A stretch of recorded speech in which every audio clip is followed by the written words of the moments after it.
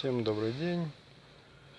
Снимаю видео для того, чтобы кому-то мое видео станет полезным. Я не профессиональный блогер, являюсь счастливым владельцем Ford Focus, новый Ford Focus, комплектация Sync Edition 2017 года. Взял я его полгода назад. В принципе, нареканий никаких нет, но единственная проблема в том, что стало стучать что-то сзади. Именно вот в салоне, стук был в салоне. Все перерыл в багажнике, все перевернул, все вытащил, все просмотрел. Ну ничего там не может стучать, ничего.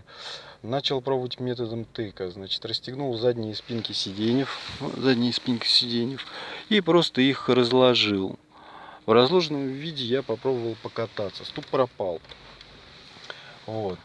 Значит, проблема была либо в этих замках, или как их правильно назвать, кронштейны замков, как-то они соприкасались, я точно до конца не понимаю, как это все происходило, но стук шел, видимо, вот оттуда.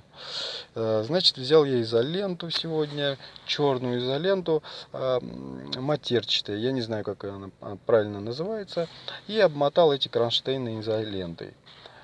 И захлопнул спинки сидушек задних, значит, в обратное положение, как оно должно быть.